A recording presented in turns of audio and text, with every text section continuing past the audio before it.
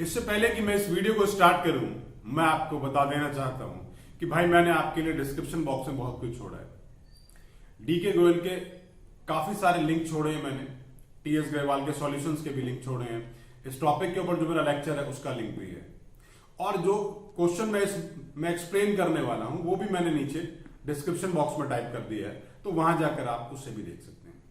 आइए सबसे पहले देखेंगे ये जो टॉपिक हम स्टार्ट कर रहे हैं, टॉपिक का नाम है जर्नल। क्वेश्चन नंबर 1 देखेंगे चैप्टर नंबर 8 में से। आइए, और बुक का नाम है टीएस ग्रेवाल। तो पहले क्वेश्चन देखेंगे। क्वेश्चन में जो पहली ट्रांजेक्शन लिखी हुई है वो मैंने यहां लिख रखी है बोर्ड पर। हर ट्रांजेक्शन को मैं आपके लिए प्रॉपरली एक्सप्लेन करूंगा और उसके बाद फिर मैं उसकी जर्नल एंट्री जर्नल के फॉर्मेट में लिखूंगा। तो देखें यहां क्या लिखा है, यहां लिखा है business started with cash. Her transaction को देखने के बाद एक इफेक्ट हमारे माइंड में आना चाहिए कि भाई इसमें हमने करना क्या, किन दो अकाउंट्स पर इंफ्लुएंस आ रहा है। सबसे पहले जो फर्क आ रहा है वो कैश पर, क्योंकि बिजनेस स्टार्ट हुआ है कैश से 1 लाख के, तो एक इफेक्ट कैश पर आ रहा है। दूसरा, इस कैश को लेके कौन आया है भाई, इस कैश को लाया है बिजनेसमैन। इस कैश को कौन लेके आ रहा है, बिजनेसमैन। क्योंकि हम अकाउंट्स में बिजनेसमैन का नाम यूज नहीं करते, उसकी जगह हम क्या नाम यूज करते हैं, उसकी जगह हम वर्ड लिखेंगे कैपिटल।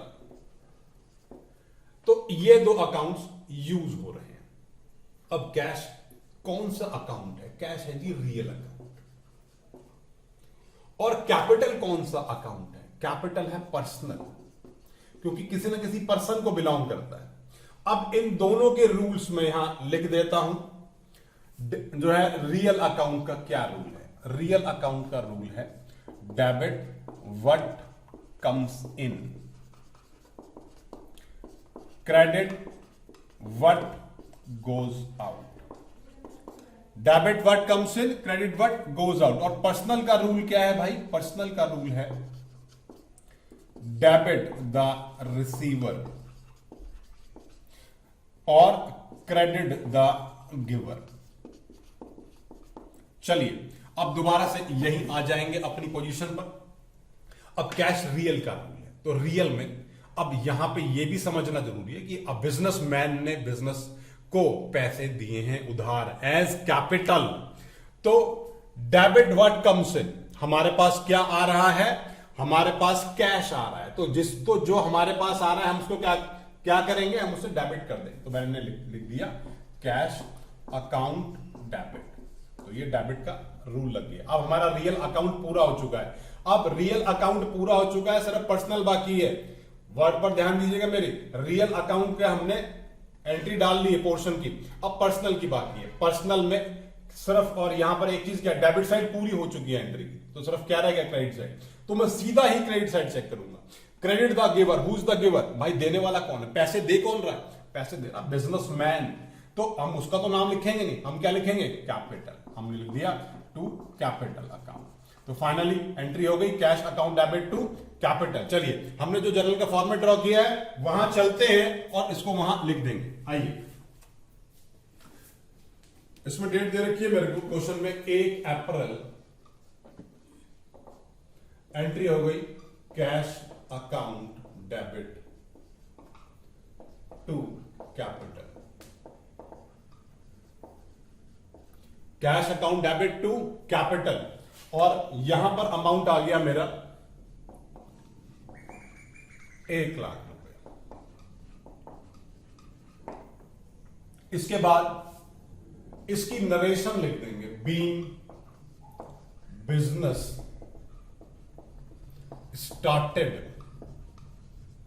With cash. हमने बिजनेस स्टार्ट करा है कैश से। इस नरेशन का पर्पस ये होता है कि भाई हमें इस नरेशन को पढ़ करके ये मालूम चल जाए कि इस एंट्री में बेसिकली हमने करा क्या है। तो फाइनली हमने इस तरह से एंट्री को एक्सप्लेन करते हुए लिखना है। और एक बात का सब लोग यहां थोड़ा सा खास ध्यान रखेंगे कि अगर आपने इस वीडियो को सिर्फ इसलिए खोला है कि मुझे अपना होमवर्क करना है, तो भाई डिस्क्रिप्शन में मैंने एक लिंक और भी छोड़ा है जहां पर टीएस ग्रेवाल के मैंने पीडीएफ के फॉर्म में आंसर दे रखे हैं और आपकी नई बुक के हिसाब से। तो फाइनली वहां जाकर के भी आप सॉल्यूशन ले सकते हैं। लेकिन अगर वीडियो समझनी है तो मेरे साथ बने रहिएगा, वीडियो को स्किप नहीं कीजिएगा और प्रॉपरली चलते चलिएगा। और अगर अभी तक मेरा चैनल सब्सक्राइब नहीं किया, चैनल जरूर सब्सक्राइब करें और नोटिफिकेशन बेल को भी जरूर प्रेस करें। आइए सेकेंड एंट्री देखेंगे। सेकेंड एंट्री मेरे को लिखा है गुड्स परचेज्ड फॉर कैश। अब यहां पर क्या करा आपने, यहां पर गुड्स को कैश में परचेज कर लिया है। तो चलिए, गुड्स को जब हमने कैश में परचेज कर लिया है तो ये मैंने ट्रांजैक्शन यहां लिख भी दी है, गुड्स परचेज्ड फॉर कैश।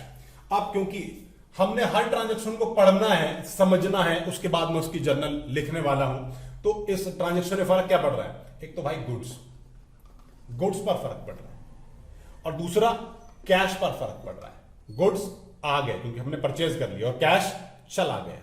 दोनों बातें समझ में आ गई। अब गुड्स तो वर्ड हम यूज करते नहीं है, क्योंकि गुड्स तो हम कहां यूज कर रहे थे? अकाउंटिंग इक्वेशन में यूज कर रहे थे। लेकिन अब हम गुड्स वर्ड यूज नहीं करेंगे, उसकी जगह हम बेटर वर्ड क्या यूज करते हैं? परचेज। तो परचेज क्या है? परचेज मेरा रियल अकाउंट है, सॉरी, परचेज मेरा नॉमिनल अकाउंट है, खर्चा है। और कैश क्या है भाई? मेरा कैश है मेरा रियल अकाउंट। अब ये दोनों अकाउंट के रूल देखेंगे।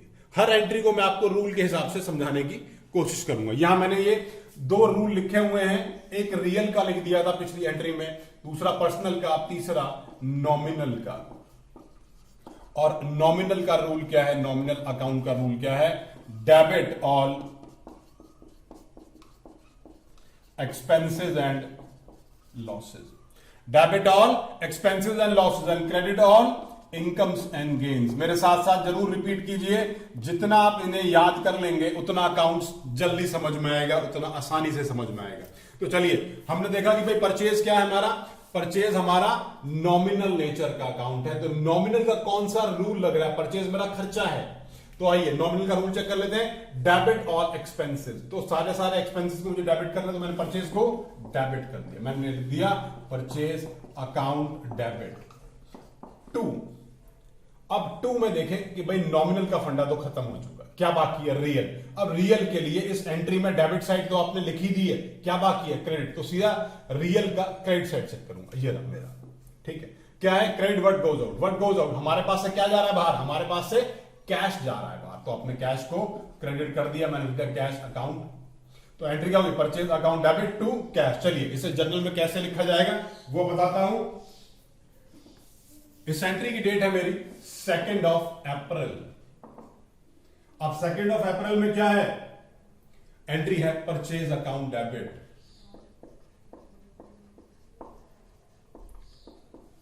To cash.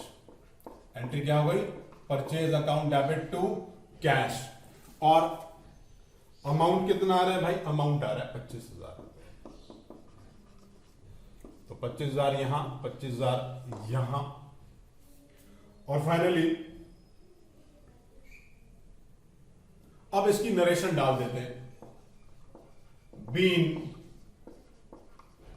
Goods purchased for cash, being goods purchased for cash. हमने जो है गुड्स को परचेज कर लिया है कैश में। अगली एंट्री में लिखा है goods purchase from Pankaj on credit. इस बारी हमने क्या करा है? हमने इस बारी पंकज से माल उधार ले लिया है। ये ट्रांजेक्शन मैंने यहां लिख दी है। आइए अब सबसे पहले ये समझेंगे कि यार जब हमने गुड्स पंकज से परचेज करा तो किन दो अकाउंट्स पर इसका इफेक्ट आ रहा है। एक तो भैया हमारा जो परचेज का खर्चा है वो बढ़ गया, हमारी जो परचेज नाम का जो हमने जो माल लिया है परचेज के नाम पर वो हमारा खर्चा बढ़ गया है। और दूसरा हमारा एक लेनदार, हमारा एक क्रेडिटर बढ़ गया है जिसका नाम पंकज है। तो इन दो अकाउंट्स पर इफेक्ट आ रहा है। अब इन दो अकाउंट्स को देखेंगे कि अकाउंट्स किस कैटेगरी को बिलोंग करते हैं। परचेज क्या है मेरा? नॉमिनल नेचर का अकाउंट है। परचेज क्या है मेरा? नॉमिनल नेचर का अकाउंट है। और पंकज क्या है मेरा? पंकज मेरा पर्सनल नेचर का अकाउंट है। तो अकाउंट्स को आपने वेरीफाई कर लिया, अकाउंट्स को आपने चेक कर लिया। अब इनके रूल्स को चेक करते हैं। नॉमिनल का रूल, चलिए नॉमिनल का रूल चेक करते हैं। पहले नॉमिनल की डेबिट साइड देखेंगे, debit all expenses and losses. अब debit all expenses and losses का मतलब क्या हुआ कि जितने खर्चे हैं उन्हें डेबिट किया। तो खर्चा क्या है? तो खर्चा है भाई परचेज। खर्चा क्या है? खर्चा है परचेज। तो आपने लिख दिया purchase account debit, purchase account debit. तो ये वाला रूल हमारा पूरा हो गया। किसका? नॉमिनल का रूल पूरा हो चुका है। एक एंट्री में सिर्फ दो ही एस्पेक्ट होते हैं, एक डेबिट एक क्रेडिट। आपने डेबिट साइड पूरी कर ली है नॉमिनल के रूल से। अब पर्सनल को चेक कर लेते हैं। पर्सनल में मुझे मालूम है इस एंट्री में डेबिट साइड ऑलरेडी पूरी है, तो सीधा का सीधा क्रेडिट साइड को रीड करूंगा। Credit the giver, who is the giver, माल को देने वाला कौन है, देने वाला पंकज है। तो मैंने लिख दिया Pankaj, purchase account debit to Pankaj. Account नहीं लगाऊंगा, नाम के साथ अकाउंट नहीं आता है। चलिए इस एंट्री को जर्नल में लिख करके दिखाता हूं आपको। आइए सबसे पहले डेट लिखूंगा मैं। डेट है 3 अप्रैल, और 3 अप्रैल को सबसे पहले जो एंट्री हमने वहां लिखी थी उसको लिख देते हैं यहां पर, purchase account debit to Pankaj. Purchase account debit to Pankaj. Amount कितना आ रहा है भाई, अमाउंट आ रहा है 18,000। ये अमाउंट लिख दिया मैंने 18,000, 18,000।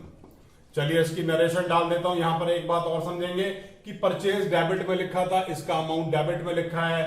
पंकज क्रेडिट में लिखा था, इसका अकाउंट, इसका अमाउंट मैंने क्रेडिट साइड में लिख दिया है। चलिए नरेशन नोट कर देते हैं इसकी। Being goods purchased from Pankaj. Being goods purchase from Pankaj on credit. किस पर लिया है, उधार पर लिया है। आइए अगली एंट्री देखते हैं। Goods sold to Naresh on credit. अब हमने क्या करा है, हमने नरेश को माल बेच दिया है उधार पर। तो सबसे पहले कौन कौन से अकाउंट्स पर इसका इफेक्ट आ रहा है, सबसे पहले उसको समझेंगे, क्योंकि जब तक वो नहीं समझ में आएगा ना, जर्नल एंट्री कैसे बनेगी आपको कभी समझ में आएगी नहीं। तो हमने किसको माल बेचा, नरेश को, तो एक अकाउंट तो भाई नरेश हो गया। दूसरा हम कर क्या रहे हैं, हम तो माल बेच रहे हैं, मतलब सेल को इफेक्ट दे रहे हैं। एक अकाउंट सेल है, दूसरा नरेश है, जिन पर इस ट्रांजेक्शन का इफेक्ट आ रहा है। तो सेल हमारा क्या, एक तरीके का नॉमिनल नेचर का अकाउंट है, क्योंकि ये हमें इनकम जनरेट करेगा। दूसरा नरेश कौन है, नरेश एक ऐसा पर्सन है जिससे हम डील करते हैं, तो ये हमारा पर्सनल अकाउंट हो गया। तो हमने ये आइडेंटिफाई कर लिया कि ये दोनों कौन से अकाउंट्स हैं। ये नॉमिनल नेचर का अकाउंट है, ये पर्सनल नेचर का अकाउंट है। आइए इनके रूल्स को चेक करते हैं। रूल्स को चेक करने के लिए सबसे पहले देखेंगे debit all expenses and losses. क्या सेल कोई खर्चा है, नहीं भाई खर्चा नहीं है, तो फिर है क्या, सेल हमारी इनकम है। तो सो credit all incomes and gains. तो मैंने क्रेडिट कर दिया, किसको कर दिया, इनकम और गेन, जिसे मैं सेल बोल रहा हूं।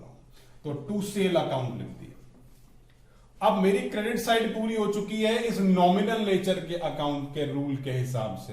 तो क्या बचा, पर्सनल बचा। चलिए पर्सनल को चेक करेंगे, लेकिन एक बात ध्यान देने वाली यहां पर है। ध्यान देने वाली बात क्या है कि आप पर्सनल का सीधा डेबिट का रूल चेक करेंगे, क्योंकि क्रेडिट साइड तो एंट्री की वैसी पूरी है, तो सीधा सीधा हम डेबिट साइड को चेक करते हैं। आइए डेबिट में देखो क्या लिखा है, debit the receiver, who is the receiver, माल को किसने लिया, किसके पास जा रहा है माल, माल जा रहा है नरेश के पास। तो एंट्री हो गई नरेश, अकाउंट नहीं लगाऊंगा, नरेश डेबिट टू सेल। तो इस हिसाब से यह एंट्री हमने फॉर्म करी है। चलिए जर्नल में इसको लिख लेते हैं, देखें कैसे लिखी जाएगी। डेट है 5th of अप्रैल, डेट है 5th of अप्रैल।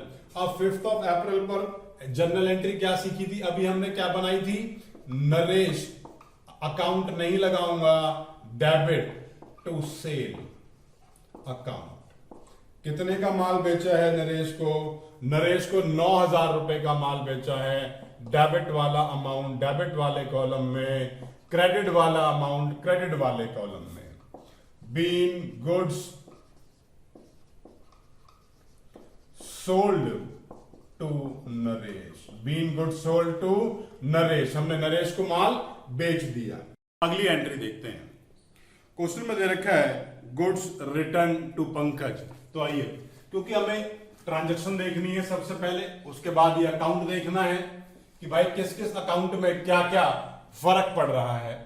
तो अगर हमने पंकज को गुड्स को रिटर्न कर दिया, तो थोड़ी देर पहले हमने पंकज से ना माल परचेज किया था, अब परचेज किया था, अब वापस कर रहे हैं माल, तो जो अकाउंट जिसमें इफेक्ट आ रहा है वो है परचेज रिटर्न, पहली बात। दूसरी बात क्या है भाई, माल किसको वापस कर रहे हैं, माल पंकज को वापस किया जा रहा है, तो पंकज के अकाउंट में भी कुछ ना कुछ इसका इफेक्ट आएगा। तो ये 2 अकाउंट वो हो गए जिनमें इस एंट्री का इफेक्ट आ रहा है। अब पंकज क्योंकि पर्सनल नेचर का अकाउंट है तो उसके ऊपर पर्सनल अकाउंट का रूल एप्लीकेबल हो जाएगा, और परचेज रिटर्न मेरा नॉमिनल अकाउंट का रूल है। अब नॉमिनल अकाउंट का रूल है तो चलिए, जिस तरह से परचेज खर्चा होता है उसी तरीके से परचेज रिटर्न इनकम हो जाएगी, पहली बात। ठीक है, दूसरी बात, अब बात करते हैं पर्सनल अकाउंट की। तो receive, debit the receiver, who is the receiver? हमने जो माल परचेज किया था पहले, अब हम उसे वापस कर रहे हैं, पंकज को वापस कर रहे हैं, तो रिसीवर कौन हो गया?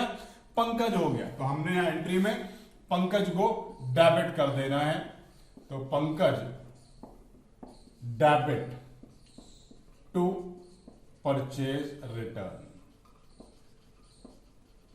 रूल क्या लग गया भाई? रूल लग गया debit the receiver and credit all incomes and gains. आइए इसको जर्नल के फॉर्मेट में लिख लेते हैं। 7 अप्रैल और एंट्री हो गई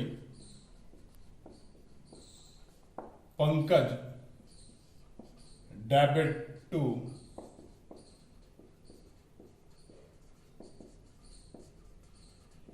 परचेज रिटर्न अकाउंट। चलिए इसका अमाउंट देख लेते हैं एक बारी बुक में से। अमाउंट दे रखा है 12,000, तो ये रही 12,000 की फिगर, डेबिट वाले कॉलम में और क्रेडिट वाले कॉलम में। चलिए इसकी नरेशन भी डाल देते हैं। Being goods return to Pankaj, being goods return to Pankaj. आइए अगली एंट्री देखते हैं। क्वेश्चन में दे रखा है गुड्स रिटर्न्ड बाय नरेश। चलिए इसमें सबसे पहले ये समझेंगे कि किस किस अकाउंट पर इफेक्ट आ रहा है। आपने नरेश को माल वापस करा, जब आपने माल नरेश को वापस करा तो फर्क क्या पड़ रहा है? जो नरेश से पहले हमने क्या करा था, नरेश से पहले हमने माल बेचा था नरेश, अब वो वापस कर रहा है। एक अकाउंट जो जिसमें इफेक्ट आ रहा है वो है सेल रिटर्न। पहले माल बेचा था तो सेल थी, अब उसने वापस कर दिया तो सेल रिटर्न हो जाएगा। और दूसरा, नरेश का हिसाब किताब में भी तो फर्क पड़ेगा, तो दूसरा अकाउंट जो रिफ्लेक्ट, जो जिसमें इफेक्ट आएगा वो नरेश है। तो दोनों अकाउंट यहां हमने लिख दिए। अब नरेश के बारे में तो सब जानते हैं भैया, कौन सा अकाउंट है ये पर्सनल अकाउंट है। और सेल रिटर्न, जिस तरह से सेल हमारी इनकम होती है उसका रिटर्न हमारा एक्सपेंस की तरह ट्रीट होगा। ये हमारा नॉमिनल अकाउंट हो गया। तो चलिए इनके रूल्स को चेक करते हैं, उससे फिर एंट्री बनाएंगे। नॉमिनल का रूल पहले चेक करते हैं, debit all expenses and losses. तो हमारे लिए क्या है, ये एक तरीके से खर्चे की तरह है, तो मैंने लिखा सेल रिटर्न अकाउंट डेबिट। ये एक तरीके से खर्चे के लिए इसलिए है क्योंकि सेल हमारी इनकम है तो उसका रिटर्न हमारा खर्चा हो जाएगा बस। Next is personal. पर्सनल का रूल चेक कर लेते हैं, क्योंकि डेबिट साइड में तो हम एंट्री लिख चुके हैं तो क्रेडिट को ही चेक करना है।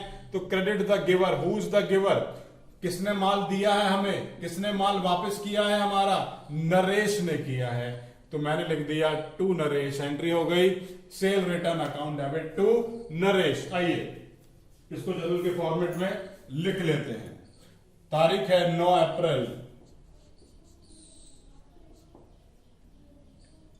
एंट्री हो गई मेरी sale return account debit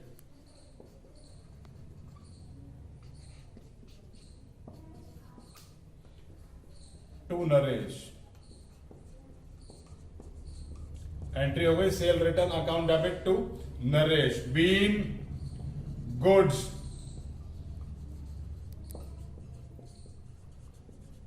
returned by Naresh. Goods किसने वापस कर दिए? नरेश ने वापस कर दिए। देखिए अमाउंट कितना आ रहा है, अमाउंट है 1400।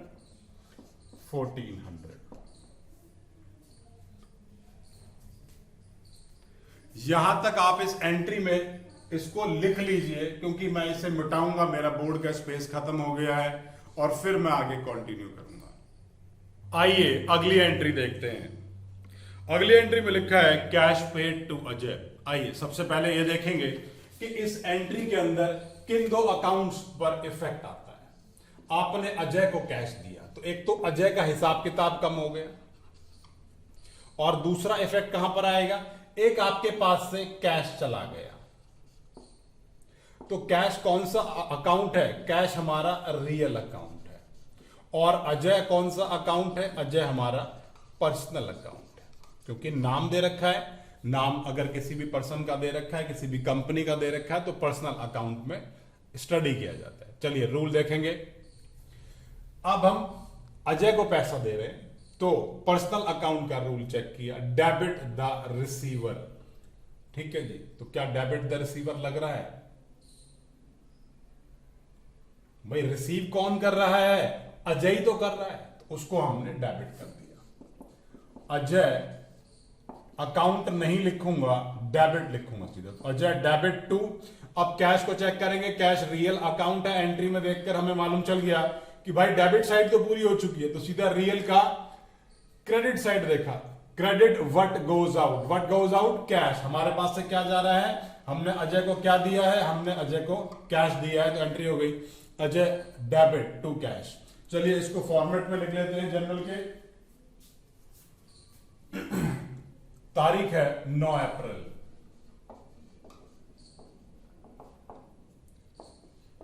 Ajay debit to cash account, Ajay debit to cash account. तो चलिए देखें अमाउंट कितना आएगा भाई। इसका अमाउंट दे रखा है 6000, जो डेबिट के अजय का अमाउंट है वो मैंने डेबिट साइड में लिखा, कैश वाला अमाउंट मैंने क्रेडिट साइड में लिख दिया। इसके नीचे नरेशन लिख देता हूं, being cash paid to Ajay, being cash paid to Ajay.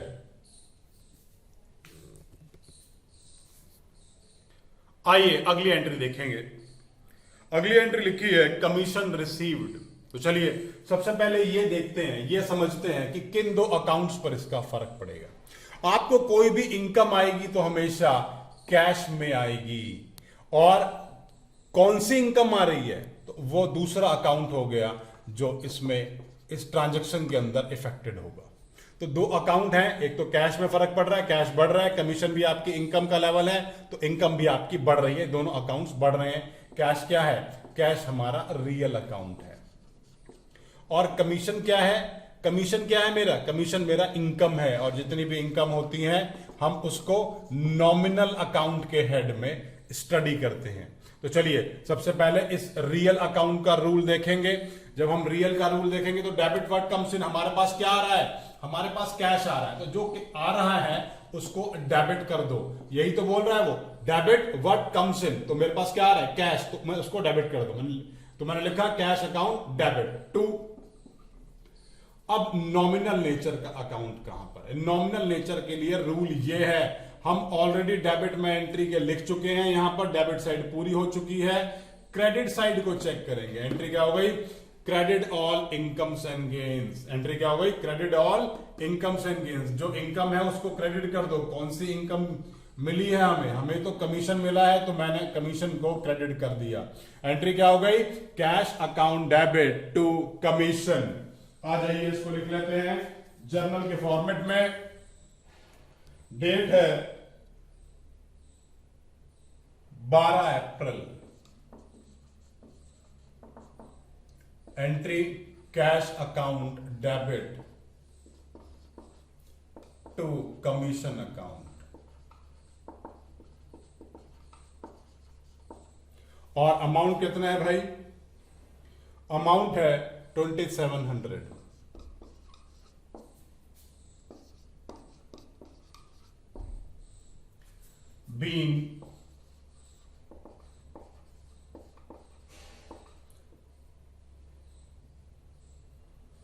Been cash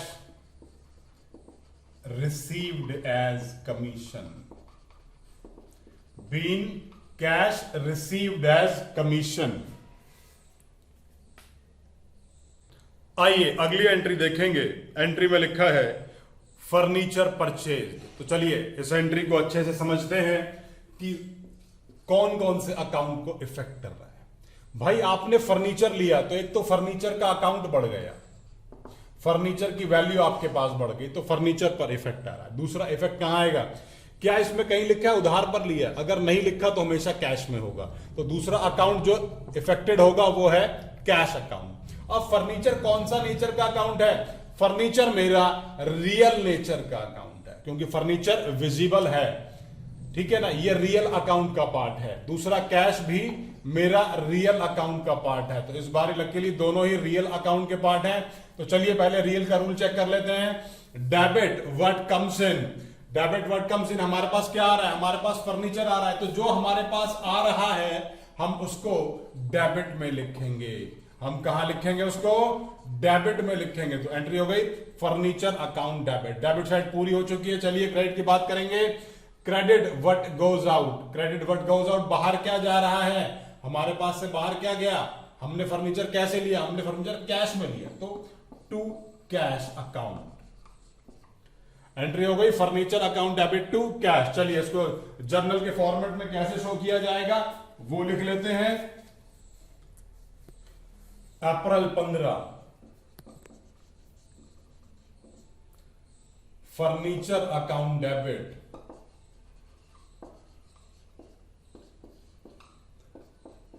to cash, been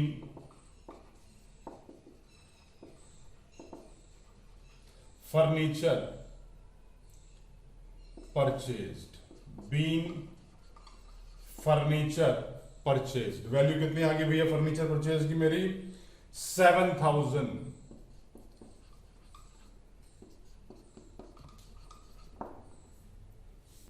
आइए अगली एंट्री देखते हैं। अगली एंट्री है रेंट पेड टू अमित, हमने अमित को रेंट दे दिया। तो आइए इस ट्रांजैक्शन के अंदर किस किस अकाउंट पर इफेक्ट आएगा उसको समझते हैं। पहले एक तो हमारा रेंट हो गया, ठीक है ना, क्योंकि हमारा खर्चा है, हमने एक खर्चा दिया तो हमने इसका अकाउंट मेंटेन करना है, तो एक तो रेंट अकाउंट हो गया। दूसरा क्या, दूसरा अमित बनेगा। भाई अगर हमने अकाउंट्स में किसी के पैसे दे दिए तो हम उसका नाम नहीं लिखते, हमने क्या दिया, उसे पैसे दिए, तो कैश अकाउंट लिखा जाएगा। आपने रेंट अमित को दिया, लेकिन रेंट कैसे दिया, कैश में दिया ना, तो कैश अकाउंट पर इफेक्ट आएगा, अमित पर इफेक्ट नहीं आएगा।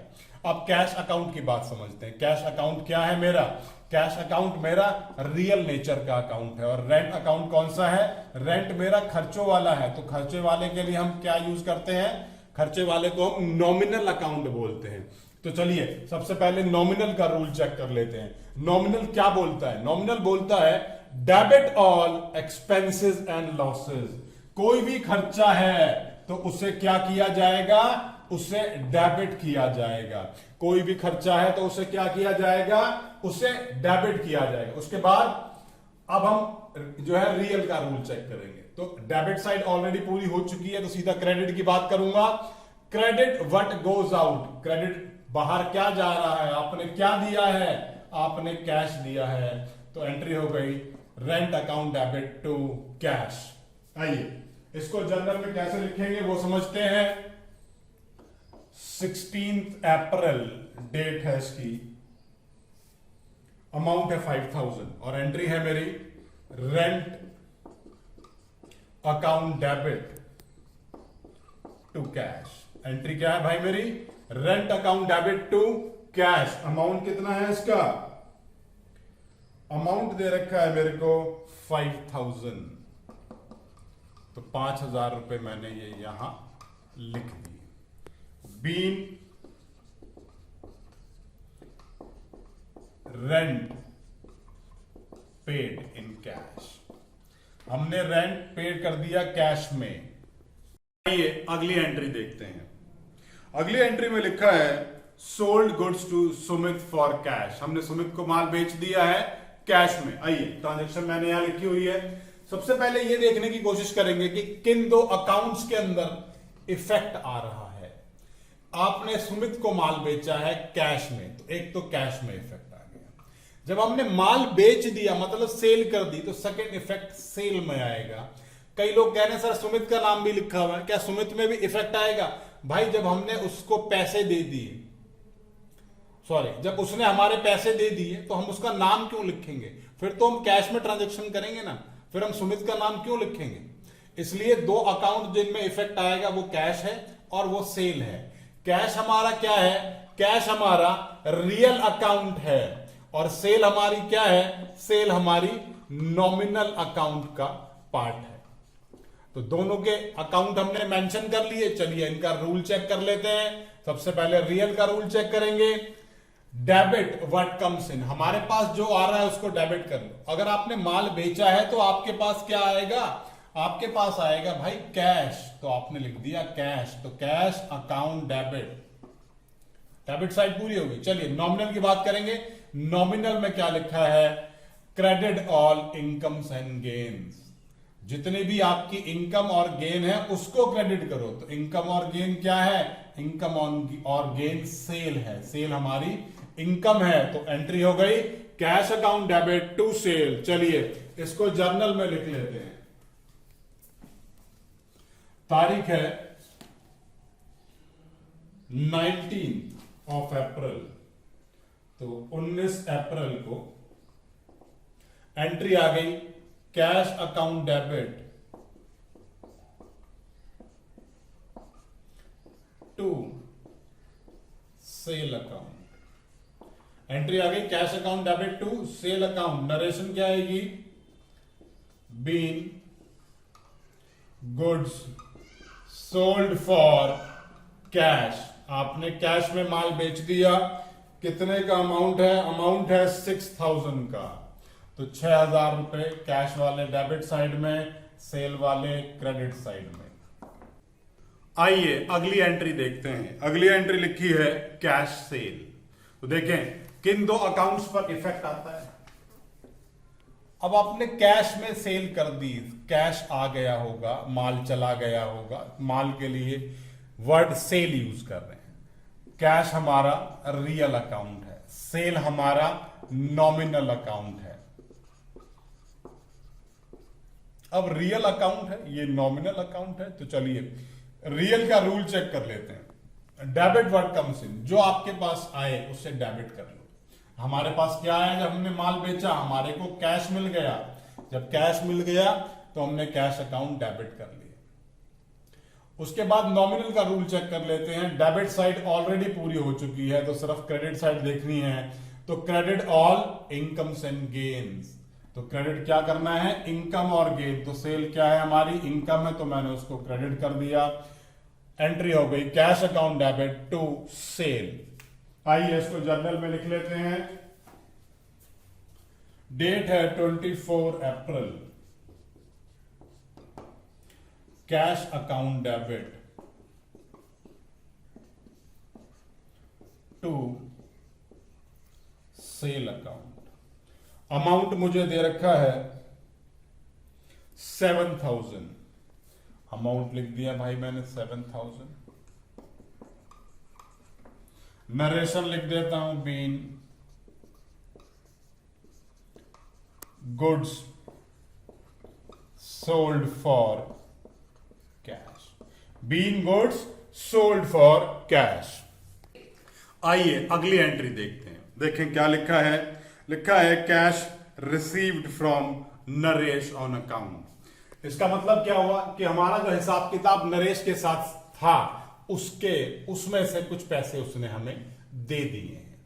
अब इस ट्रांजैक्शन का इफेक्ट किन किन अकाउंट्स पर आ रहा है? एक तो आपको पैसे मिल गए तो कैश अकाउंट पर आएगा। दूसरा, नरेश ने अगर हमें पैसे दिए होंगे, क्योंकि हमने थोड़ी देर पहले नरेश को माल बेचा भी था, तो अब हमें उसने हमें पैसे देने थे, तो उसका अकाउंट का बैलेंस भी तो कम हो जाएगा। तो इन दो अकाउंट्स पर इस ट्रांजैक्शन का इफेक्ट आ रहा है। अब ये दोनों ट्रांजैक्शंस का अलग अलग जो है हम ये देख लेते हैं कि किस अकाउंट को बिलोंग करता है। कैश रियल अकाउंट को बिलोंग करता है और नरेश पर्सनल अकाउंट को बिलोंग करता है। अब इसी के हिसाब से इनके रूल्स को समझ लेते हैं। रूल में सबसे पहले रियल अकाउंट है, तो debit what comes in. What comes in हमारे पास क्या आया? हमारे पास भाई जो नरेश ने कैश दिया था वो आ गया, मैंने लिख दिया कैश अकाउंट डेबिट। अब टू साइड चेक कर लेते हैं, क्योंकि ये वाली साइड तो हमने कर लिया एडजस्ट, डेबिट साइड पूरी हो चुकी है। और नरेश एक पर्सनल अकाउंट है और पर्सनल का रूल क्रेडिट वाला चेक करेंगे, क्योंकि एंट्री में डेबिट साइड ऑलरेडी पूरी है। Credit the giver, who is the giver, देने वाला कौन है भाई, देने वाला नरेश है, तो नरेश अब नाम के साथ अकाउंट नहीं लगाएंगे। एंट्री हो गई cash account debit to Naresh. आइए इसको फॉर्मेट में लिख लेते हैं। डेट है 30 तारीख, तो 30 अप्रैल डेट डाली मैंने। उसके बाद मैंने लिखा cash account debit to Naresh, cash account debit to Naresh, बीन नरेशन डाल देते हैं इसकी, कैश